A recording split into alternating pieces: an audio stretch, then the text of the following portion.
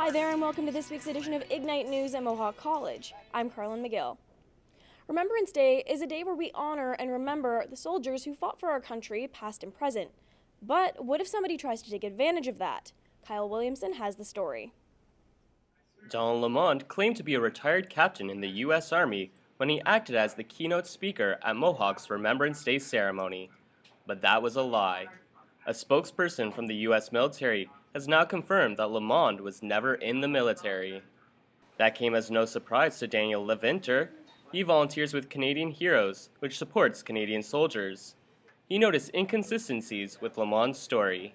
We call them red flags. There's several little things that when put together makes you suspect or makes the actual service of the individual seem questionable. For instance, in this case, his drill was questionable, his uniform. His story at a lot of times not only changed, but it also had inconsistencies with the time period, as well as his medals, which were the big indicator for us. High declarations, worn improperly in some cases. The college invited Lamond to speak after being introduced to him through a citizenship ceremony. We host swearing-in ceremonies twice a year, and those are actually organized by Citizenship and Immigration Canada. So they put on the event, they bring the speakers, and we provide the venue. So that's how we had been introduced to the speaker, and then we invited him to also talk at a Remembrance Day service. So definitely going forward though, we will be doing the vetting and the background checks ourselves, just to make sure that something like this does not happen again. MC of the event, Sherry Levitt, was shocked and disappointed by the news. He seemed really genuine, and before the presentation he came up to me and he was like, "I'm so nervous," and I was like, "Don't be nervous, everyone appreciates what you're doing so much and they just want to hear your story." And now looking back on it, I guess it makes a little bit more sense why he was nervous if he was just lying. Mohawk student Elisa Picarillo attended the Remembrance Day ceremony.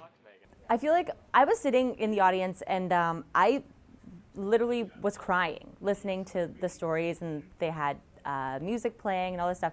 So it was really emotional for me. And now finding out that some of those stories were a lie is really hard to comprehend. Don Lamond did not respond to a request for an interview. For Ignite News, I'm Kyle Williamson. With November finally coming to a close, the holiday season is now upon us. Let's see what our Ignite News reporters have been up to. It's beginning to look a lot like Christmas in Hamilton. Santa and his reindeer came to town for the annual Santa Claus Parade. Although there was no snow on the ground, it was still a frosty afternoon. No, the weather wasn't that bad. It was a little cool, but it wasn't raining or snowing and freezing, so it was all right.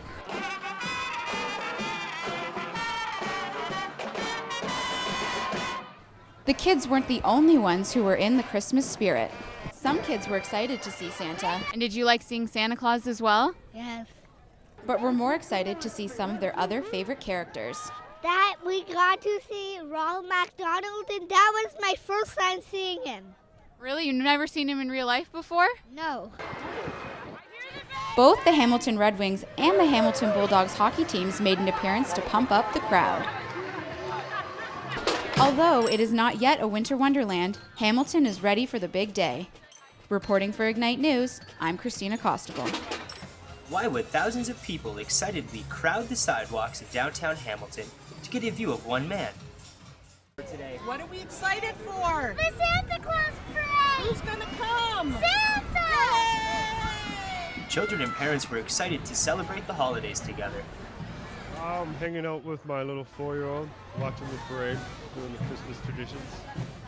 Mom said this was your first Santa Claus parade. Are you stoked for that too? Yeah. Yeah? This, it's my actually first time being down here at the Hamilton Santa Claus parade, so looking forward to see what they have.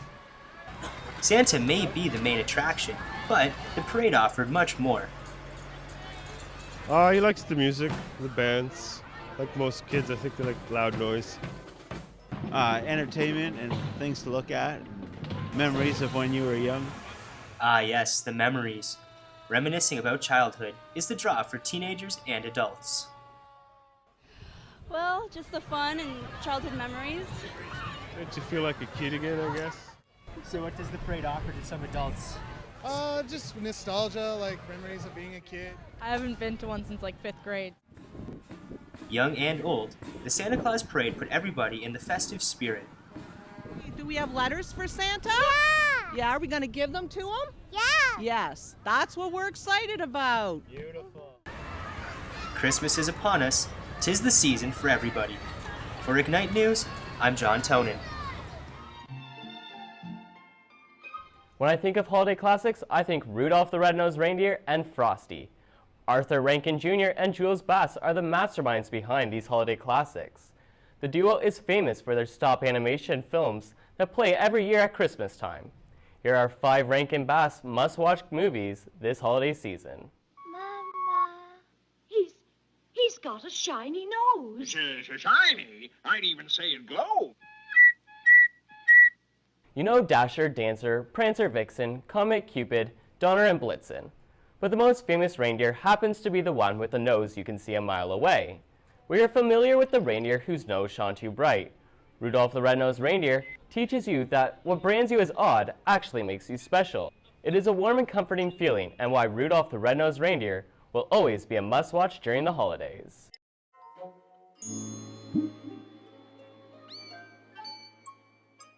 Happy birthday! Frosty the Snowman has given children hope that their snowman will come to life and become their new best friend since 1969. With a corncob pipe and a magical chapeau, Frosty comes to life, bringing joy to a group of boys and girls. It isn't all fun, though, because a bad magician wants the magic for himself. That hat, and I want it now. Don't you? Frosty the Snowman is a merry tune, and the film will make you believe in magic this winter season. When you think of Santa Claus, you probably think of a jolly plump man with a great big beard. Santa Claus is Coming to Town tells the fictional tale of the life of Kris Kringle and how he became Santa Claus. It is a heroic story that leaves you grateful for the man responsible for bringing holiday cheer to children everywhere. You don't have to look so glum about it. Why? I don't know, I just don't like sour faces. Now I got some real nice goodies for you. But not if you look like this. You better watch out. Better not cry. Better not pout. Why? I'm telling you why. Yeah? 'Cause I came to town. And look what I brought. Toys! Real toys! 'Twas the night before Christmas when all through the house not a creature was stirring, not even a mouse. We all know the 1823 poem 'Twas the Night Before Christmas, but the 1974 classic tells a different tale.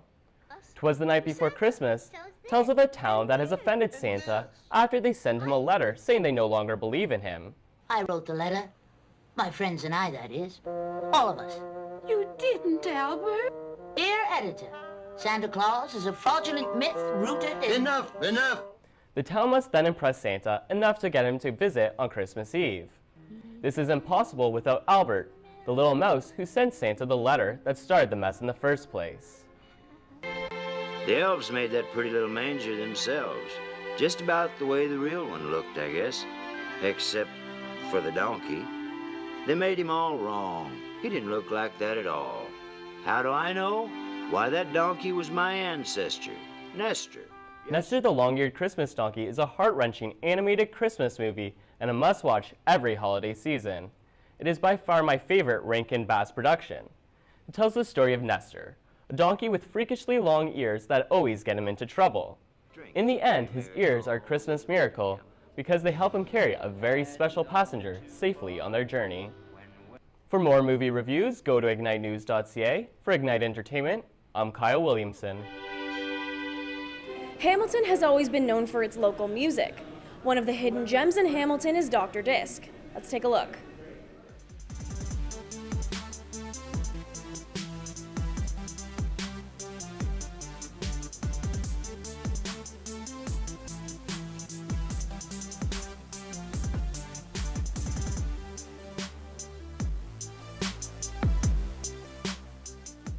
I've sort of been obsessed with music since high school, and I got into DJing, which led me into trying to find somewhere to buy great records. And so I started record shopping all over the place. And when I went to university at Western in London, I started working at Dr. Disc there, which was at the time was just a small, tiny little shop. It was about 85, I guess. And soon after, I became immersed in music, and it became a full-time job for me. And school was kind of put by the wayside, even though I did finish a degree. It took me a while, and then got an opportunity to open the Hamilton store, and I've been here ever since. Discography is sort of a side project for me. I'd retired from DJing for about 17 years, and I got this idea to do this vinyl-only, almost not a nostalgia night, but just drawing on DJing as more of an art form using records. Started this night with a partner of mine. His name's Andy Inglis, and he used to work here. And we found a really interesting location called the Baltimore House on King William Street. And the interesting thing about Baltimore House, we didn't want to have this kind of nostalgic, nostalgia is the wrong word, it's more of a paying homage, I guess, to the format of records, vinyl, and also of DJing using vinyl. So we didn't want to have it in like a slick kind of Euro bar. So what we did was we looked around at the different venues in Hamilton, and Baltimore House has this kind of Victorian feel to it. So we thought it would be a really nice environment to have discography, and so that's where we started. I had a large collection, and then when I sort of gave up DJing about 15, 17 years ago, I gave most of it up. So now that I'm back into DJing again, I find myself buying like through the store or even eBay or whatever, I'm buying it back. But for myself, and people who use vinyl, it's like if you don't have that record, you can't play it. So that's kind of, it's a limitation and a challenge, but it's also, to me, it's somehow sort of more rewarding to have that physical item, I guess you'd say, the record. I think competition for us, I mean, we have to be competitive price-wise and selection-wise, otherwise we just don't make money and we cease to exist. So in that way, we have to stay competitive. In other words, like if there's a new release out that's really popular, we have to stock it and make sure it's at a you know, a equitable price point that's not way out of the marketplace. And as far as maybe a different take on the competition would be that we're more eclectic. I think we stock a larger variety of music, which is sort of our niche in the market. We thought the biggest way and the easiest way would be for people to access us would be through music. So we've got a lower roof out back, so every art crawl between May through October, we host local-only bands, because we're really into promoting local music, on the rooftops. And the music, because it's, you know, you can't really restrict the sound flow, it kind of flows over to James Street, and people, as soon as they come up James and they cross the corner, hear this music, and they're like, what? And they look over and they see all these bands on the roof. So naturally, curiosity, and it's free, right? They come over and check it out. So it's a great way to expose not only the bands, but also get people, drag them almost physically over to the store. And, you know, even though we've been here 20 some odd years, there are quite a few people that haven't, for whatever reason, haven't, you know, been to our store. And it's a great introduction to the shop.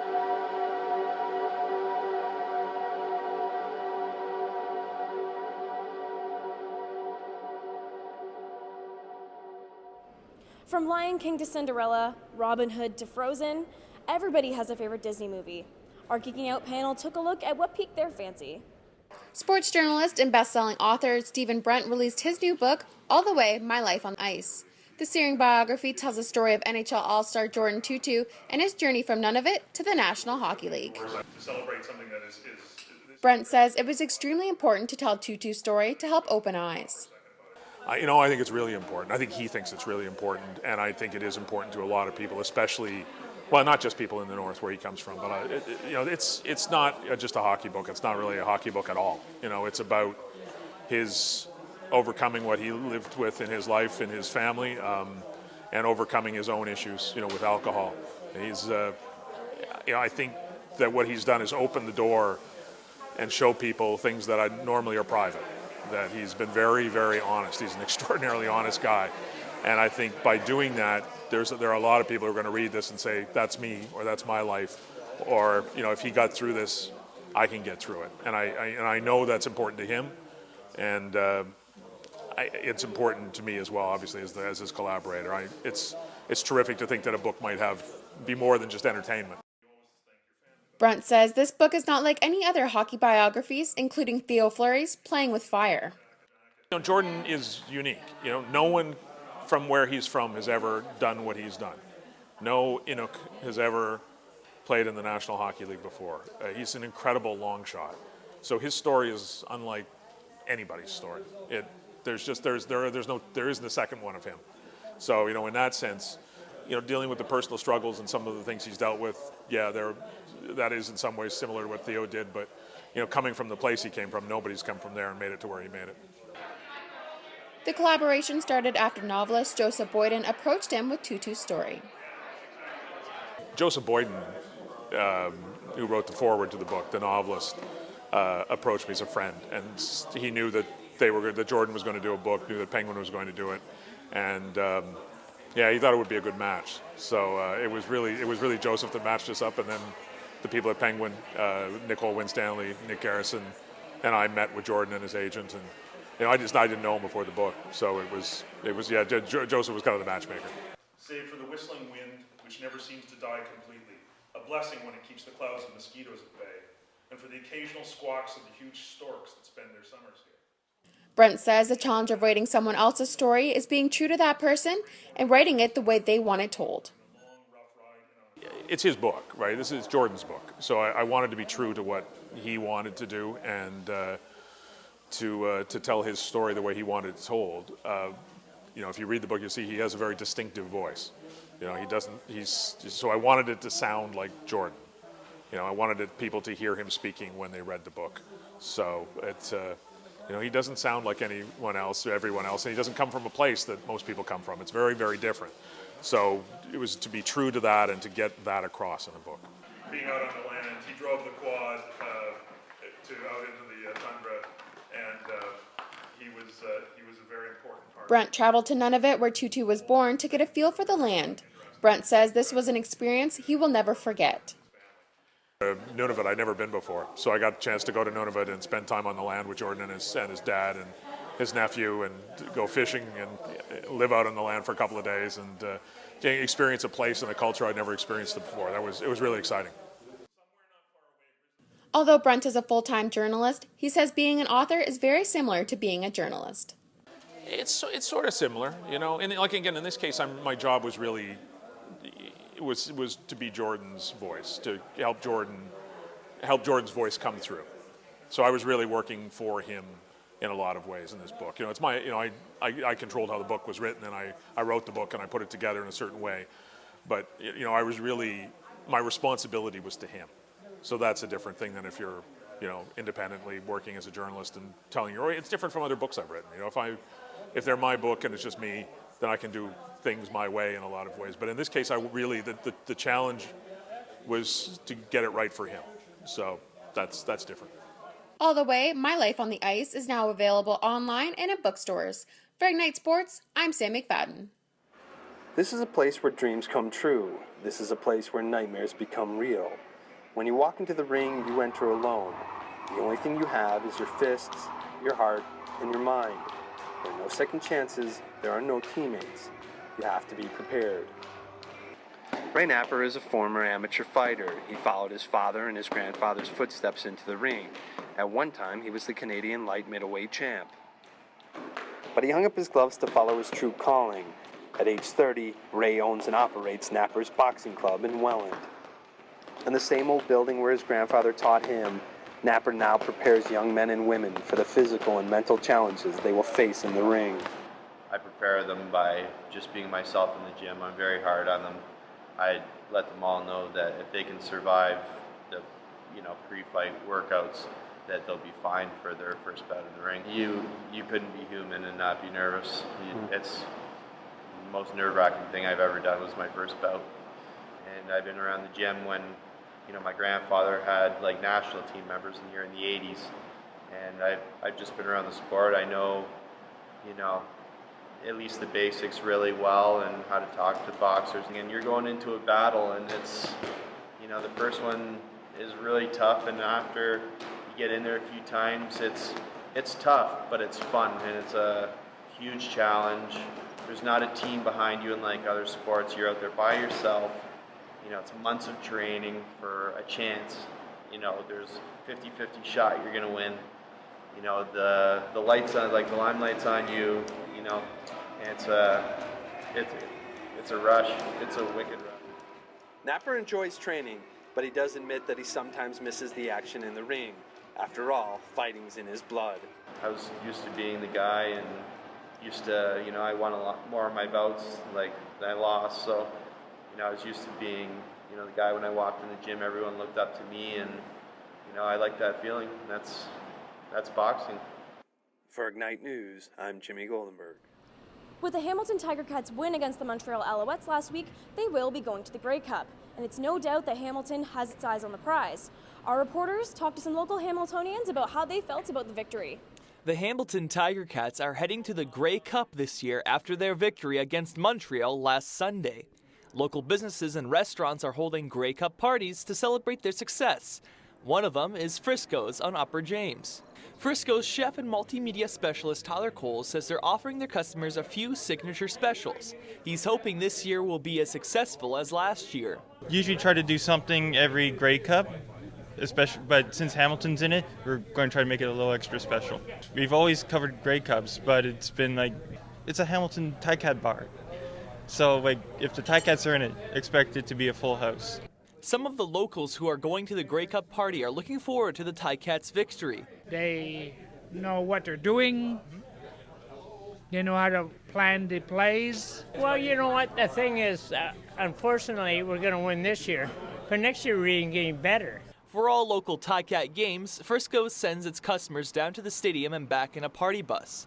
While there won't be a party bus going to and from Vancouver from here, they're looking forward to the game on Sunday. I hope to see all of you here on Grey Cup Sunday because it's going to be, like I say, it's going to be packed. So try to get here early, get a spot, and Oski wee wee. Reporting for Ignite News, I'm Stephen Sobot. And that's all we have for this week's edition of Ignite News at Mohawk College. I'm Carlin McGill, and thank you for watching.